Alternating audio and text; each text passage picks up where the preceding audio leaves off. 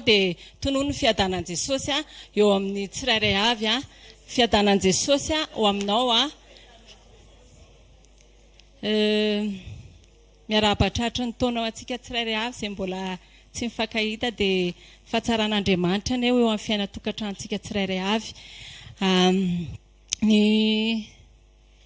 Ny lohatenin'ny sekolintsika androany dia hoe tokantrano mametraka lanja amin'ny présencean'i Jesosy. Rehefa tontaona tahaka izao tsika dia fampiarahaba dia hoe tratry ny taona dia mirary taona mahafinaritra, fahombiazana, hitondra fahatsarana eo antsika ny taona, hitondra fahasalamana, fanambinana ny taona. Nefa tsy izay ilay izy, fa olona anankiray mitondra fahatsarana eo amin'ny fiainako sy ny fiainatokantranonao dia tsy izany fa Jesosy irery ihany. Vakitsika ny eo amin'ny Salamy 8:100 ny Salamy 8:100 dia milaza an'izany Salamy 8:700 andininy 7:20 amin'ny anaran'i Jesosy manao hoe sady tsara ianao ny mpanao tsara ampianaro any didinao. Jereo fa eto ny tenin'Andriamanitra dia miteny fa Andriamanitra irery ihany ny tsara, tsy zavatra ny tsara fa Andriamanitra ny tsara sady mpanao ny tsara eo amin'ny fiainantsika dia izy izany no hitondra fahatsarana eo anivon'ny tokantranontsika. Fametrahantsika lanjan'Andriamanitra eo amin'ny fiainantsika mahatonga ny fahatsarana araka ny sitrapon'Andriamanitra eo anivon'ny tokantranontsika. Andaontsika manomboka izao tena hoe ametraka ny présencean'Andriamanitra, ametraka ny présencean'i Jesosy ao anivon'ny tokantranontsika. Ametraka ny présencean'i Jesosy ho sarobidy mihoatra lavitra satria araka ny tenin'Andriamanitra izay manao hoe tsy tamin'ny volafotsy ozy izy na ny volamena no entina nanavotana antsika fa ny ain'i Jesosy Kristy. Sarobidy mihoatra. Tsy haiko hoe inona ny zavatra fantatro sarobidy eo amin'ny fiainanao atao amin'izao tontolo izao, misy zavatra hoe lafo vidy be tenentsika ohatra ny hoe reny diamant reny izao lafo indrindra ny vato fa izao sarobidy mihoatra lavitra an'izany Jesosy Kristy ao anatin'ny fiainatokantranonao. Ndaontsika mamaky ny Matthieu Matthieu 9:9 tarido kely tsika Matthieu 9:9 amin'ny anaran'i Jesosy ny soramandry manao hoe nampisaharan an'i Jesosy ny tafio-drivotra 9:7 ka hatramin'ny 4:20 amin'ny anaran'i Jesosy manao hoe ary noho ny ondrana tsambo kely izy dia nanaraka azy ny mpianany ary indrony izy tafio-drivotra mafy tonga tamin'ny ranomasina ka dia efa nila voasafotry ny alon-drano sambo kely fa izy natory. 9:20 manao hoe ary nanantona izy ireo dia namoa azy ka nanao hoe tompoko vonjeo fa maty izay. Rehefa natory ny présencean'i Jesosy tao anatin'ny sambo kely ny mpianatra dia tonga ny tafio-drivotra. Ny fisian'i Jesosy ao anivon'ny tokantranonao tsy hoe tsy hisy tafio-drivotra tsony na tsisy olana tsony ao anivon'ny tokantranonao fa ianao ilay miantso an'i Jesosy hamoa ilay présencean'i Jesosy mahatonga ilay tafio-drivotra hitsahatra ao anivon'ny tokantranontsika. Ka andao amin'izao andro faran'izao tena hoe hifotsika, tena mifoazy ianao azavela intsony ny présencean'Andriamanitra amin'izao andro faran'izao hoe atory na ao anivon'ny tokantranonao izany. Tena hoe asivy famelombelomana an'i Jesosy ao anivon'ny tokantranonao, atao vita présent anatin'ny tokantranonao Andriamanitra, eo amin'ny vadinao, eo amin'ny zanakao, eo amin'ny ankonanao, eo amin'ny fianakavianao, atao vita hoe tena présent Andriamanitra amin'ny alalanao.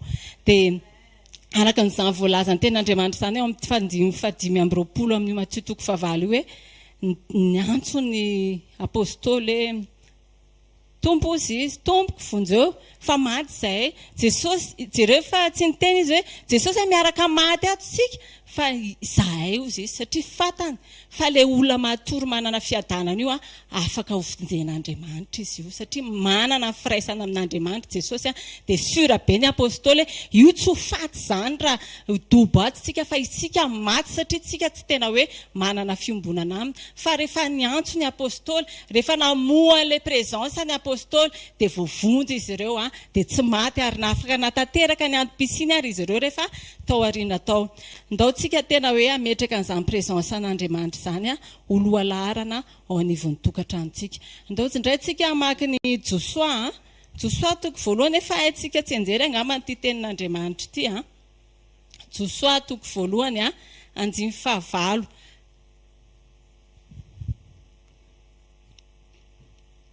Amin'ny anaran'i Jesosy manao hoe aoka tsy ala ny vavanao ty boky ny lalany ity fa sainotsaino andro aman'alina. Jereo fa rehefa ny teny no vakiana dia lasa tafiditra ao anatin'ny saina dia voarakitry ny fo dia afaka tenen'ny vava proklamena isan'andro. Izay zavatra betsaka ao anatinao zany no ahafahanao avoakanao eo amin'ny fiainanao. Jereo fa rehefa ohatrany hoe film be dia be reny no ataontsika mameno antsika dia lasa reny ny ainatsika. Lasa reny ary ny voalazantsika eo amin'ny manodidina antsika. Izao no nataony ihany dia fantatrao mihitsy ilay acteur. Nefa ianao indraindray zanak'Andriamanitra ny anaran'ny apôstôly voalohany natsoin'i Jesosy ary indraindray mety tsy tadidintsika.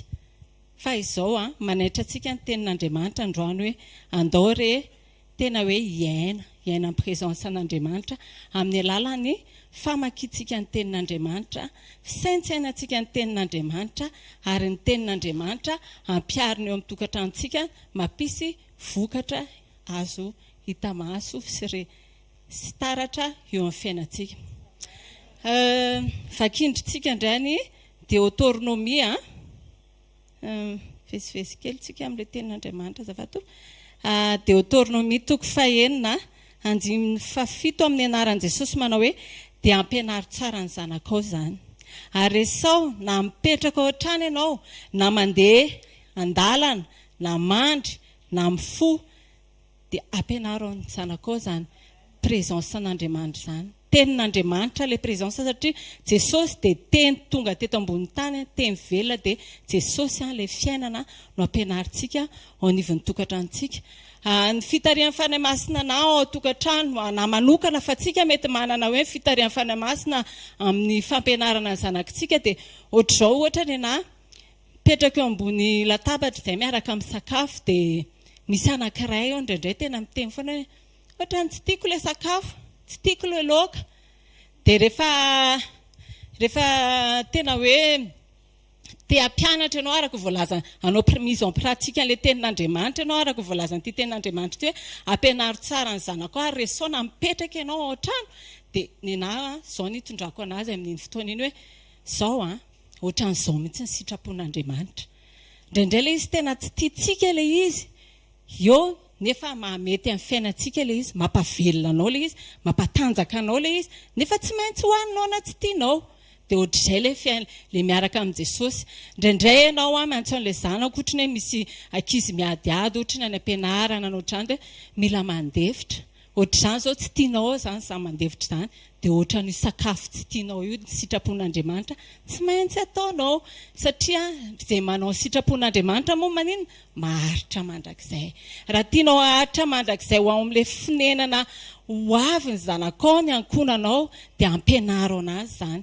Ampianaro anazy ny sitrapon'Andriamanitra. Mangatah ianao fanahy masina ohatrany ahoana ny hitondrako an'ity zanako ity raha ohatra ka misy zavatra situation ohatran'izany fa tsy tonga dia ohatrany hoe zahay fa reraka be mividy an'io laoka io hoany io fa za rehefa tsemboka be tao an-dakozia tao mafana be ako fa ohatr'izay indraindray tsika rehefa tena tsy manana ny fahafenoan'Andriamanitra sy ny présence zany dia teny amin'ilay nofitsika hoe vizana angeza za manao an'io fa izao rehefa tarihan'ny fanahy masina ianao dia manana hevitra ianao amadiana ny situation iny ho tonga sitrapon'Andriamanitra iainany zanakao.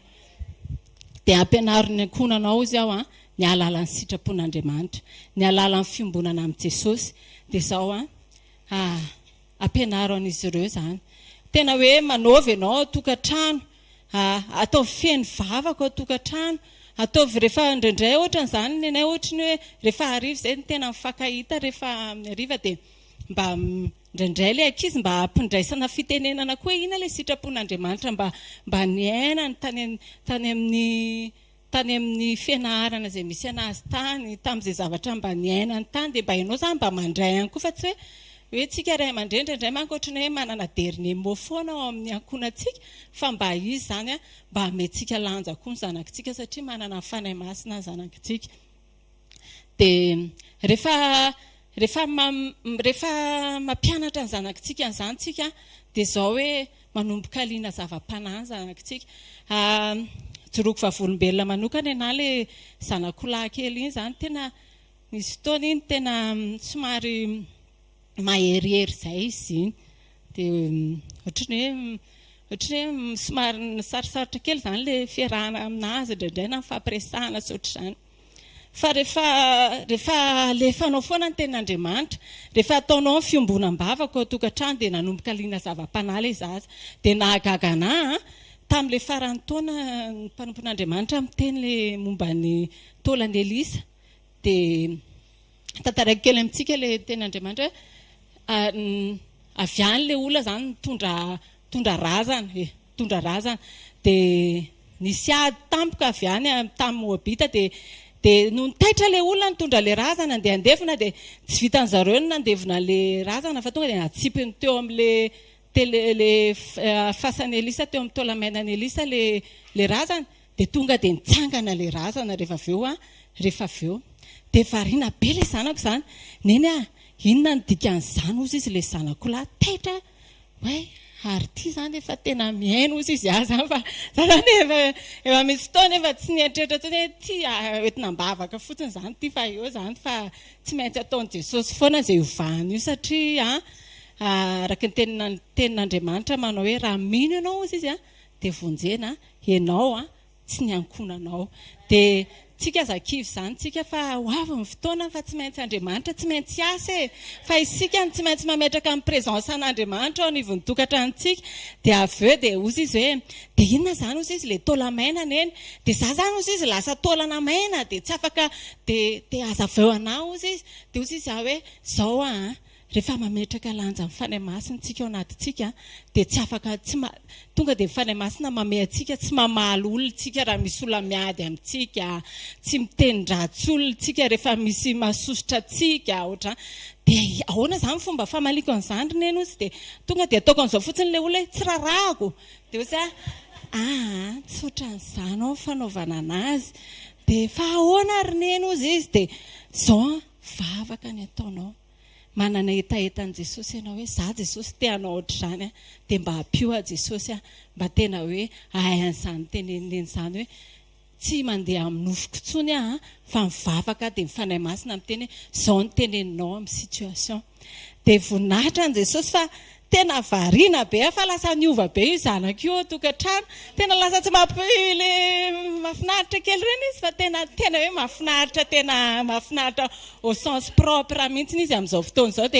dia tena nijoro vavolombelona izy hoe neny rehefa niova ozy izy somary mahay izy fa tena vao may tena tsara be mihitsy ny noteny taorian'le ohatrin'ny hoe hitan'izany le zavatra nataony dia ozy izy tena tiako be le manao an'le izy fa hitako le vokatra rehefa avy eo tena hoe izay ny tetavin'i Jesosy amintsika ilay sika le tenin'Andriamanitra ilay sika maty amin'ny nofontsika dia avy eo tsika tsy miasa fatratra be tsika hoe ahoana ny hanovako ny zanako ahoana ny hanovako ny vado ahoana ny hanovako ny manodidina ahoana ny hanovako ny ray aman-dreniko tsy manao effort be tsontsika satria zao rehefa manana etaeta-panahintsika dia Andriamanitra miasa dia zao azakivitsika vehivavy ndao anaiky mivady raha lehilahy ndao tia mivady verina foana izany eto satria sekoly tokantranony dia miala tsiny fa tsy maintsy miverina foana izay tenin'Andriamanitra izay ary ny zanaka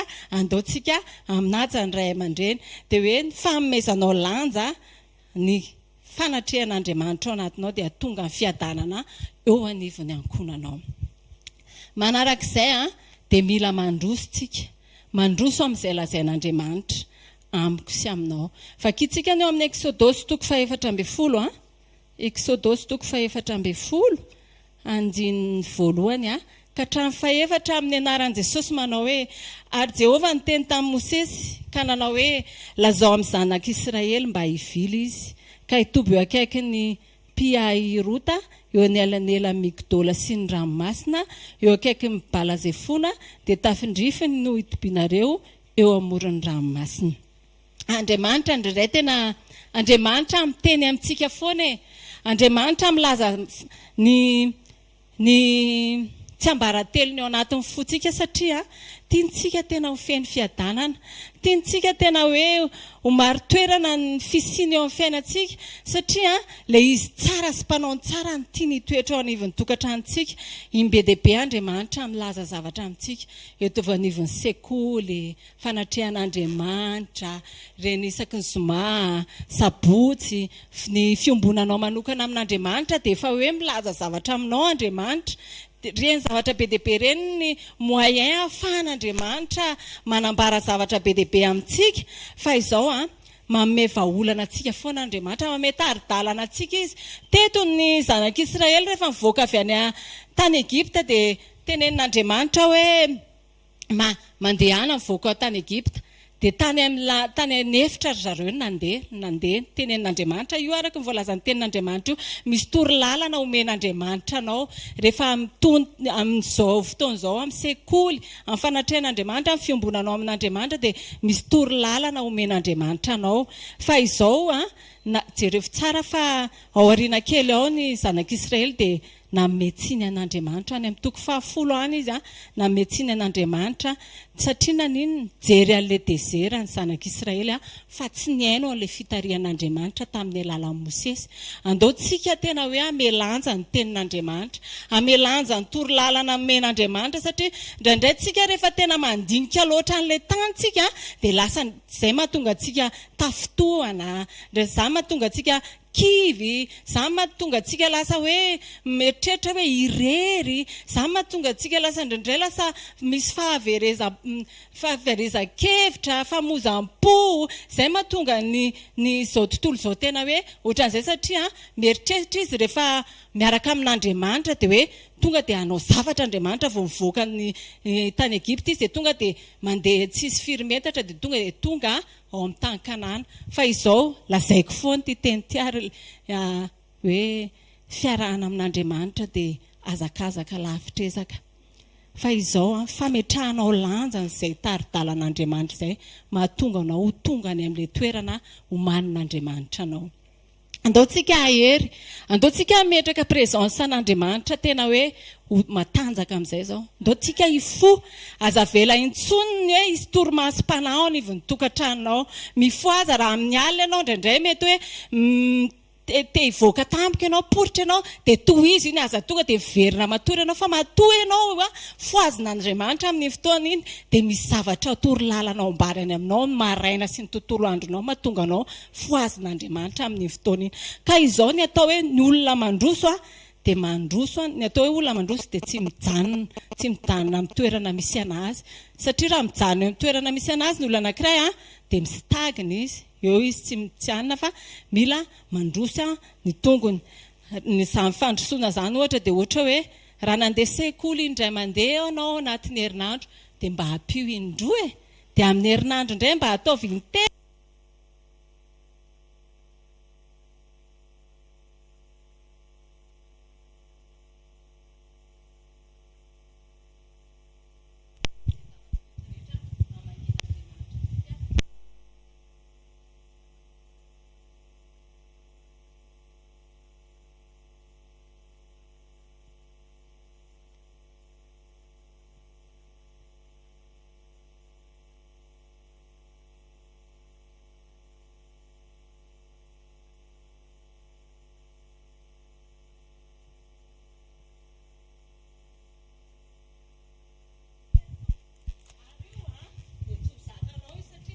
Sorana mihitsy izao, efa tena manakofa daholo izao ny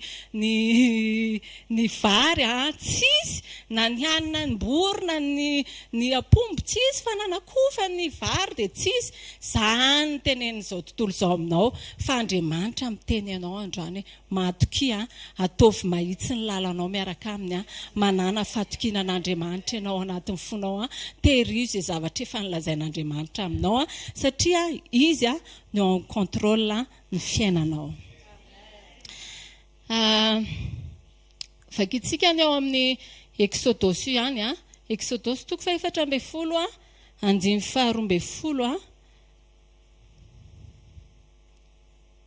amin'ny anaran'i Jesosy manao hoe tsy izao va ny teny lazainay taminao fony tany Egypta hoe aoka izay fa avelao ihany izay anompony Egyptianina fa aleonay nanompony Egyptianina toy izay ho faty any anefitra.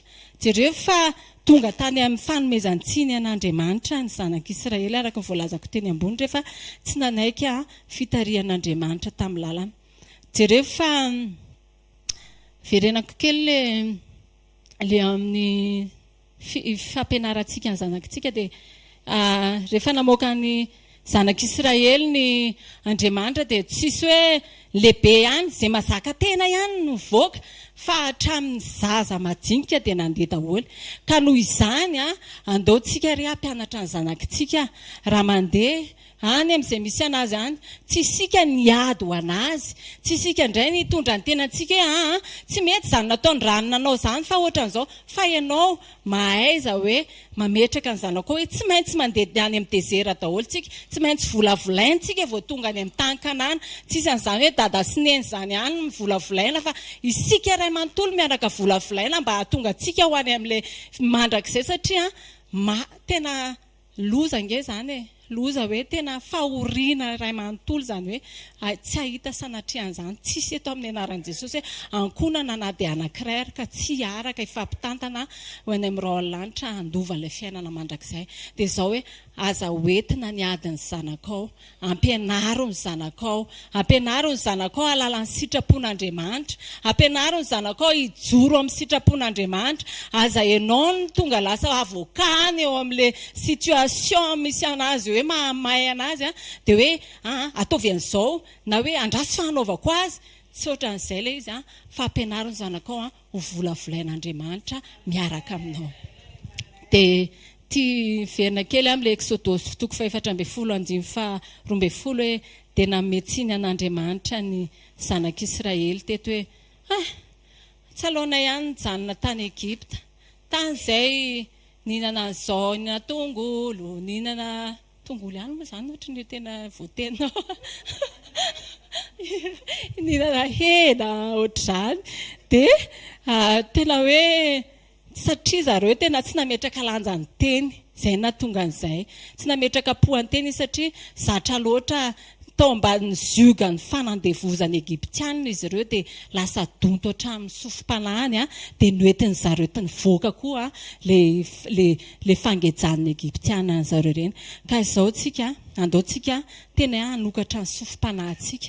Rehefa mamangy Andriamanitra, aza matory ianao, aza variana ianao, alohan'ny hanonao ny tenin'Andriamanitra eto amin'ny sekoly dia efa miomana ianao any amin'ny toerana misy ianao fa aza vela hoe rehefa tonga eto dia badenina be fa io fa izy eo ambony altara io fa andaontsika tena hoe ametraka an'Andriamanitra ampotsika tena hoe ilay fanahy masina amelombelona ny fanahintsika vao miaingintsika hoe anana zavatra androany ho voaraiko avy amin'Andriamanitra. Tena tsy fotoana intsony izao atoriantsika amin'ny fiainam-panahintsika, tsy fotoana intsony koa izao hiatsara tsika velantsika amin'Andriamanitra, soatsika velona ho an'Andriamanitra, soatsika velona ho amin'ny nofontsika fa androantsika ndaontsika tena hampanaiky mombantsika mba ho velona ho an'Andriamanitra, ametraka an'Andriamanitra ho présent eo anivon'ny tokantranontsika mba hisiany fahatsarana eo anivon'ny tokantranontsika.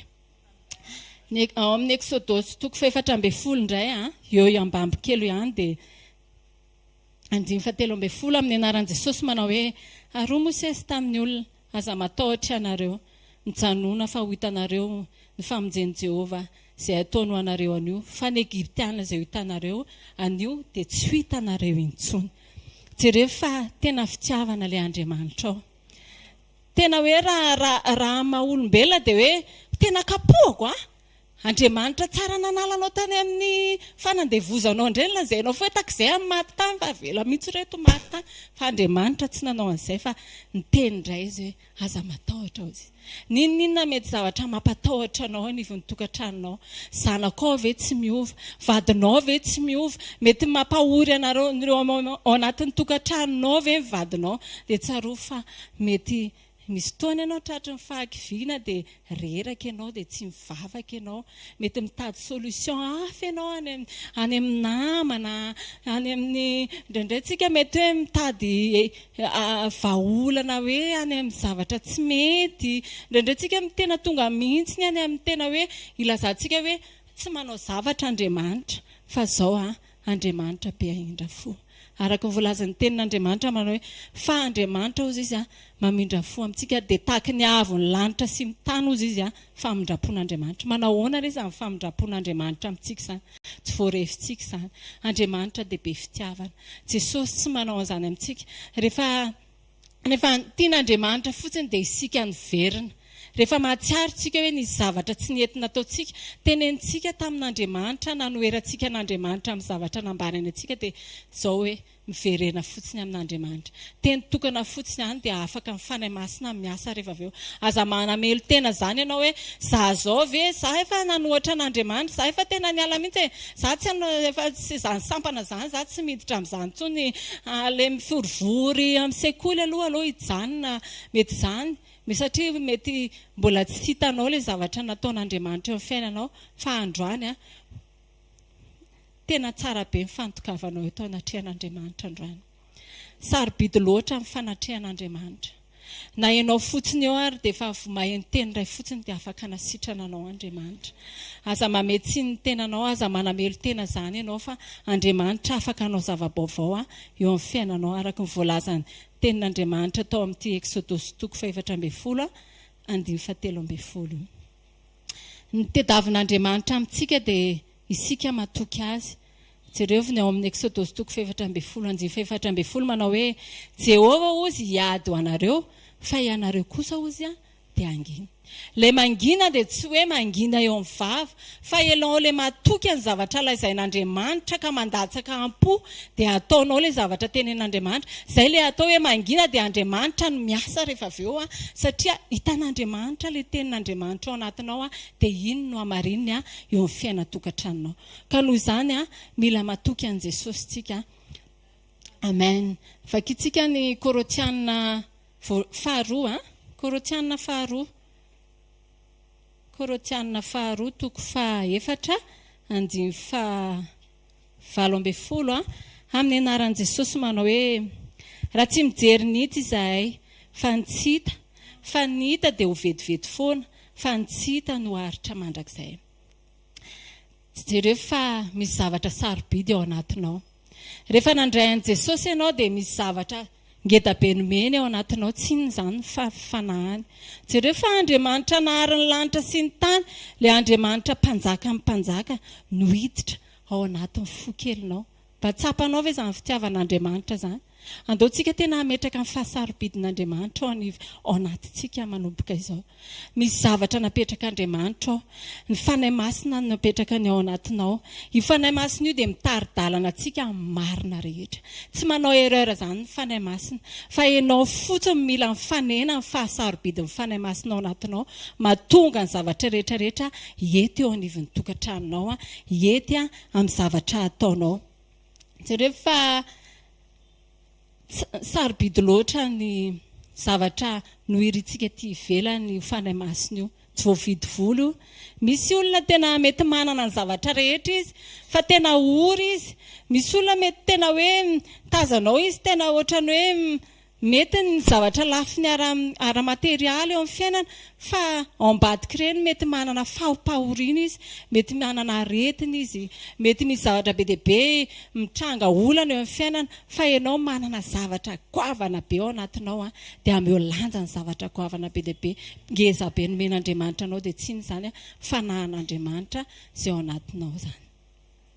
Ny tsy fanomezantsika lanja ny zavatra ananantsika dia mahatonga ilay izy tsy asa.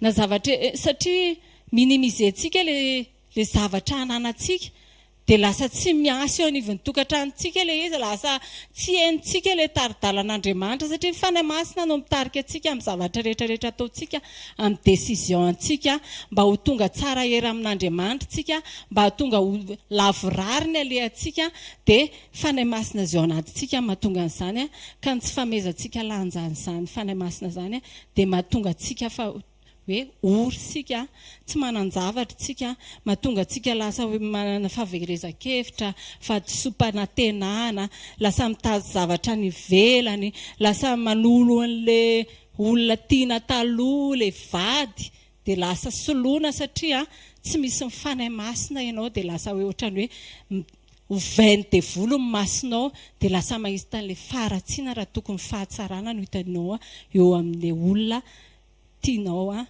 dia ndaontsika tena hoe hametraka lanja ny fahasarobedin'ny fanahy masina ao anatintsika.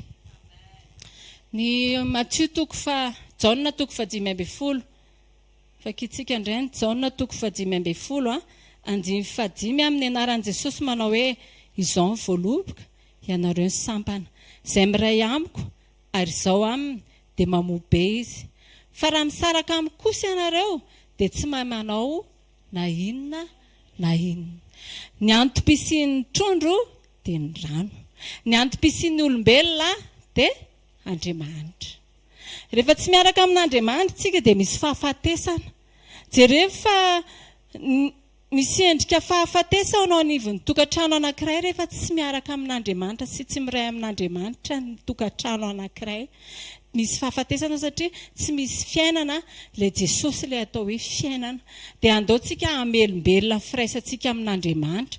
Izany firaisan'Andriamanitra izany, firaisana amin'Andriamanitra izany dia ianao tena hoe manana fifankazarana amin'Andriamanitra akaiky noho ny vady andefy mandrinao. Izay ny mahatonga antsika tena mahatonga ny olona anankiray hoe indraindray lasa miova le fitiavan'le vady lasa tsy manaiky le vady satria misy tsy fahamarin-toerana itoeran'le olona anankiray dia lasa very le sitrapon'Andriamanitra dia lasa mikorotana ilay tokantrano satria misy tsy firaisana amin'Andriamanitra ao dia lasa tsy manana fitarian'ny fanahy masina le tsirairay avy dia lasa mikorotana le zavatra rehetrarehetra namboarin'Andriamanitra raha tokony ho edena le tokantrano dia lasa tena hoe afo be. Za tena milaza amin'ny tanora foana rehefa hoe andao azavariana ny any amin'izao tontolo izao.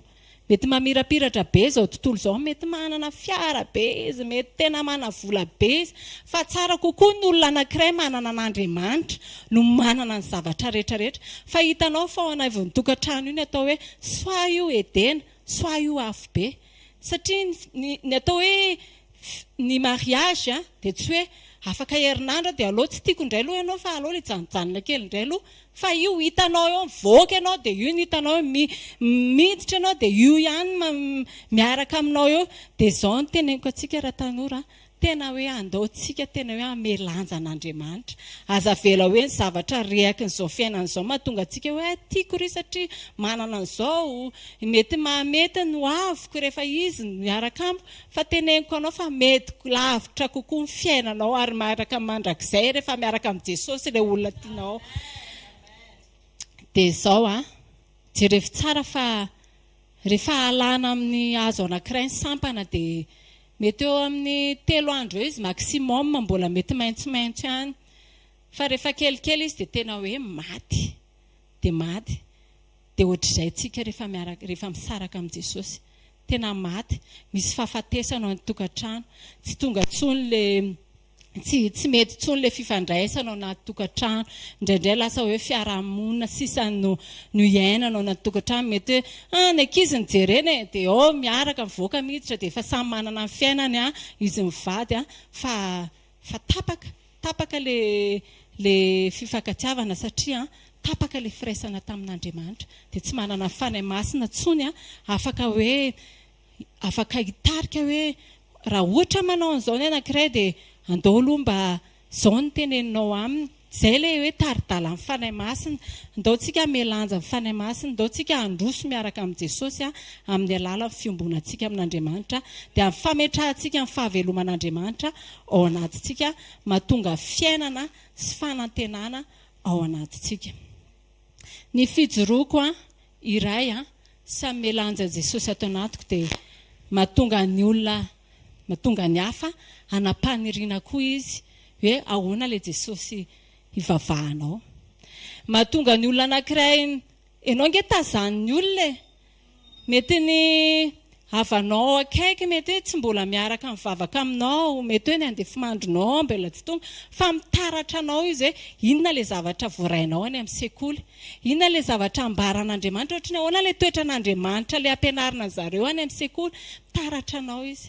Fa rehefa manana ny voan'le fanahy masina ianao anatanao dia iainanao atin'ny tokantrano dia tonga ny olona tena hoe maniry ihany koa izay aiza le Jesosy mahatonga an'izay zavatra izay. Dia rehefa isika rehefa manana ny fanahy masina dia manana ny vokatry ny fanahintsika. Misy voa io amin'ny Galatiana efa tenenintsika foana eto ny Galatiana toko 5:5-7 efa haintsika tsenjera vokatry ny fanahy rehetrarehetra. Fa mila atao mise en pratique io ao tokantrano. Tsy tenenina fotsiny eo am-bava io na fatako fa fatako. Efa izay fanaovana azy mangina fotsiny fa anina dia izay fotsiny fanaovana an'ireny. Fa tsy izay le izy, fa le isika tena hoe mangina miaino an'Andriamanitra, manao izay lazain'Andriamanitra, mamoa an'ilay vokatra tsika dia hita eo taratra eo amin'ny fiainantsika dia maniry koa ny hafa mba hanaraka antsika.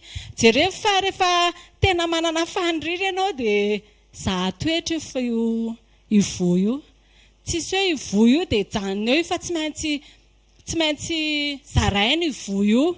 Any ray aman-drenitsika mpanompon'Andriamanitra Pasteur Rodolphe dia nisy fijoroana vavolombelona izay tantarainy hoe any an-danitra ozy izy misy hazo anankiray dia misy karazana voankazo ozy izy io hazo io, karazana voankazo tsy hoe mitovy le voa fa karazany betsaka le izy. Dia rehefa alaina ozy izy le ny anankiray dia tonga dia mitsiro azy le anankiray. Dia ohatr'izay tsika izany tandidon'izay le vokatry ny fanahy anatintsika. Io voa io misy olona afaka maky io voa io. Testena ianao dia le olona ao tokantranonao no mitesta anao indraindray, mety hoe mpiara-manompo anao no mitesta anao indraindray.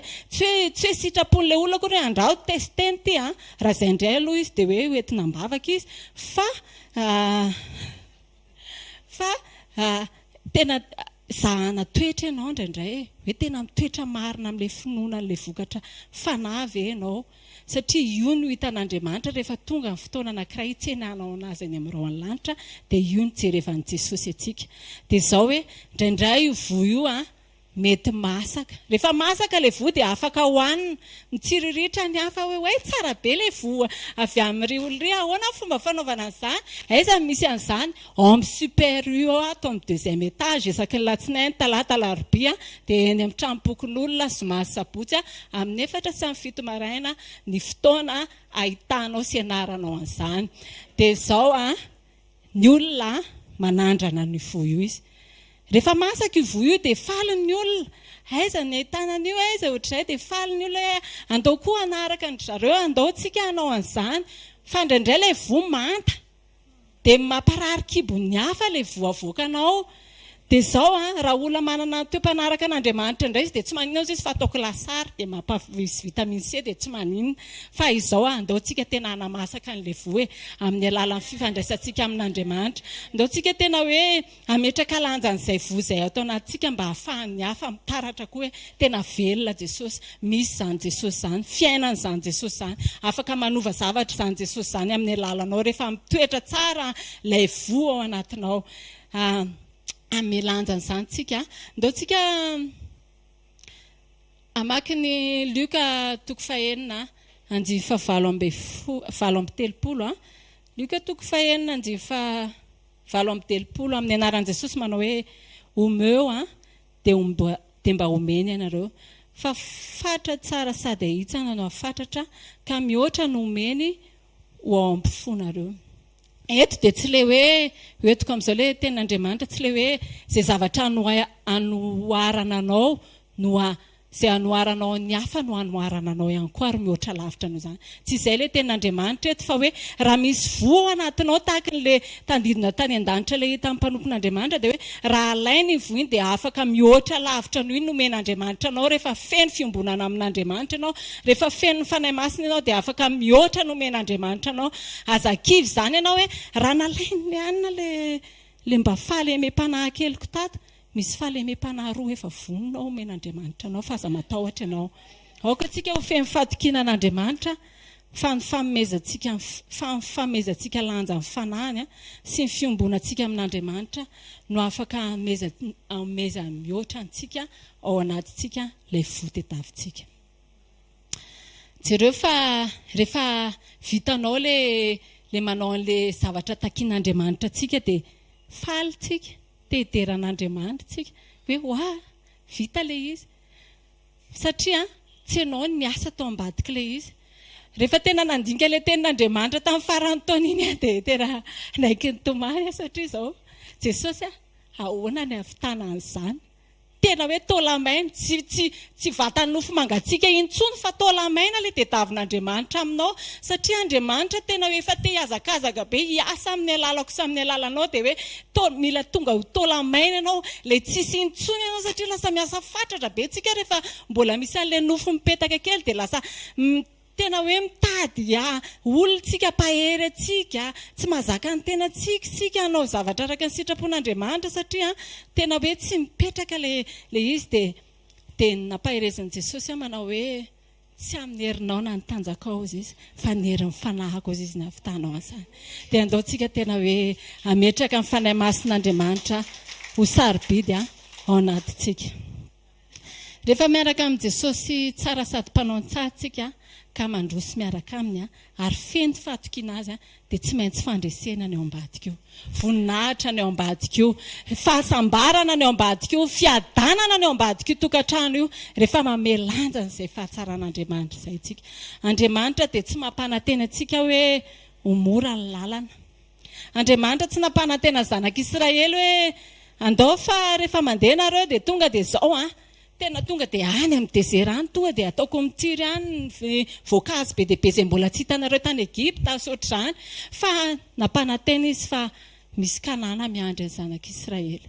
Mety tsy mora ny lalana nadiavin'ny zanak'Israely fa rehefa mamelanja an'Andriamanitra ianao dia tsy maintsy ho tonga ny amin'ilay fonenana nomanin'Andriamanitra anao ianao. Ary voalohany indrindra dia ho tonga tahaka ny lanitra ny etỳ antany ozy izy ny tenin'Andriamanitra satria mamelanja ny fanatrehan'Andriamanitra izao sy ianao anivon'ny tokantranontsika. Dia izao mahatonga ny hafa tena hoe hitady ianao amin'ny fotoanany. Ireny olona nanohatra anao ireny jereo fa ho avy ireny. Ary hijoro vavolombelona ianao hoe rehefa nanao an'izao satria izay ny tari-dalan'Andriamanitra dia io fa ilay olona tena nanohatra tamin'ny fotoana iny nitady hoe ahoana misy zavatra tena tsy fantatray mihitsy fa ahoana ny fanaovana an'izany. Fa isika tena andao tena hanamarina ny tenin'Andriamanitra eo amin'ny tenantsika, eo amin'ny ankonantsika aloha voalohany indrindra dia izay vao mivoaka ny ivelantsika dia izay vao mandeha any amin'izay nampanorahan'i Jesosy antsika satria tsy afaka nizarany zavatra tsy hananantsika izany tsika. Zavatra hanananao ihany afaka zarainao araka ny tenenin'ny mpanompon'Andriamanitra teo tsy afaka itenenareo izara bomboanareo rehefa avy eo satria tsy manana. Fa rehefa manana bombo iray paquet izy ohatra ny anatiny any dia tonga dia mampanantena izy hoe ao fa amena bombo tsirairay avy rehefa avy eo na roa mety izay ameny io araka izay hananany dia ohatr'izay mihitsy tsika. Araka izay hananantsika ny ahafahantsika manome zavatra ho amin'ny manodidina antsika. Nefa misy zavatra mihoatra ao anatintsika ao araka voalazan'ny tenin'Andriamanitra. Andao tsika tena hoe amelanja izany fioaran'ny fahalebiazan'Andriamanitra ao anatintsika izany. Rehefa aza matsiaro ny lasitsika hoe inona ny zavatra nampalatsaka anahy tamin'ny fotoana anankiray ny tenenin'Andriamanitra.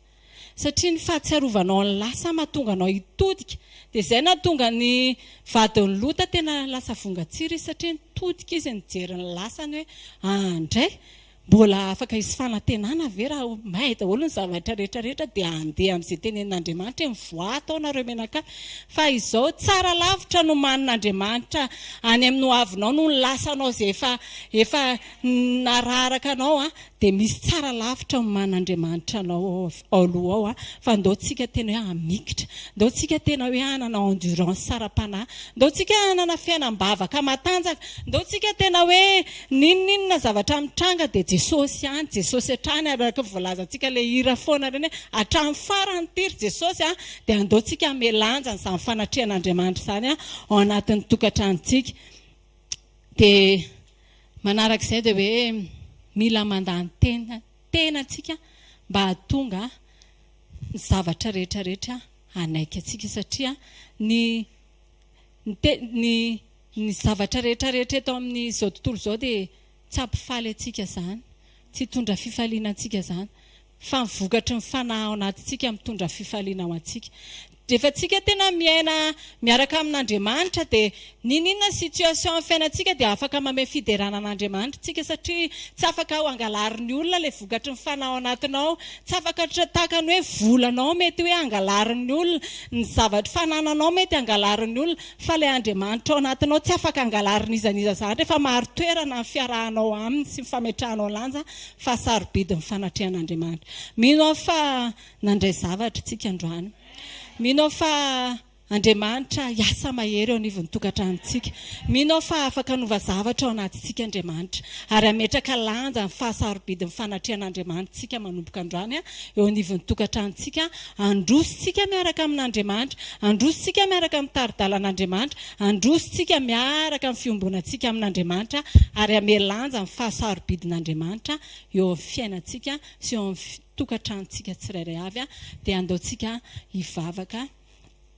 Raha eo amin'ny anaran'i Jesosy feno fankasitrahana anao izay rainy amin'ny teninao, satria tena tsapanay fa tsara ianao, misy zavatra mihoatra lavitra tianao hiatrehanay Jesosy malala, dia ilay mandrakizay fonenanao, satria maty ianao Jesosy namonjy anay.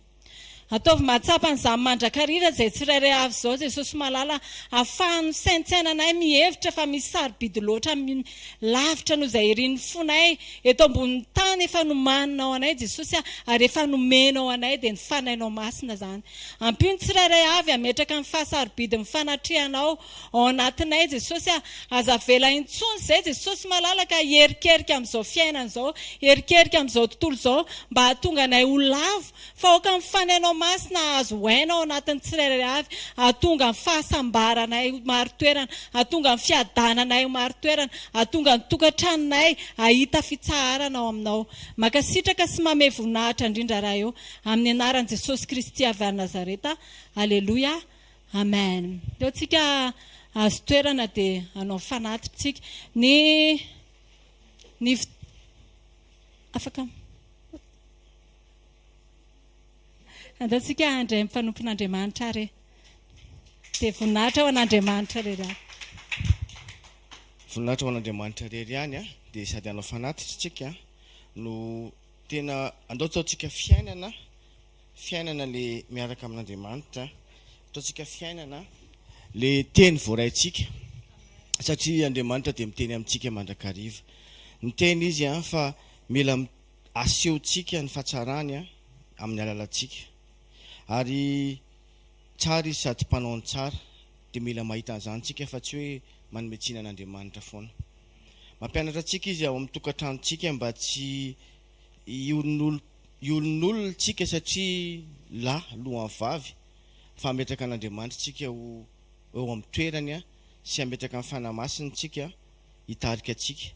Hampianatra ny zanakitsika tsika mba ahay hiaraka amin'Andriamanitra koa, ary satria tsika ny tarafin zareo dia aseho atsika fa Andriamanitra malemy fanahy, azo foazina mba hahatonga azy hijery atsika mandrakariva, ary aza vela hijery foana masontsika hijery realite, fa avelao Andriamanitra hiasa amin'ny alalan'ny masontsika. Mila malemy fanahy tsika, mila matoky an'Andriamanitra tsika mba ahafahan'Andriamanitra manana contrôle eo amin'ny fiainantsika. Aloha tsika tsy hiady ho an'ny tenantsika fa angina, dia Andriamanitra ny miady ho antsika, satria anazy tsika, zanantsika, dia avelao izy haka ny toerany maray azy. Avelao Jesosy hiasa eo amin'ny fiainantsika, satria izy no misolo vavatsika, izy no misolo toerana tsika, ary meo lanja ny fanahan'Andriamanitra izay efa nameny atsika mba hahafahantsika miaina tsara n'ilay sitrapon'Andriamanitra sy izay rehetra apetrana amintsika. Ndao tsika hitsangana andray ny sodrano ary. Andriamanitra dia hitahy anao ary hiaro anao, hampamirapiratra ny tavany aminao izy dia hamindra fo aminao, ary hanandratra ny tavany aminao izy ka hanome anao fiadanana. Amin'ny anarana mahery ny Jesosy Kristy avy any Nazareta, amen. dia ataontsika izara fahasoavana satria izay ny ao anatintsika dia fahasoavan'Andriamanitra matoy zao fahasoavan'Andriamanitra matoy zao anareo azadino ny fotoana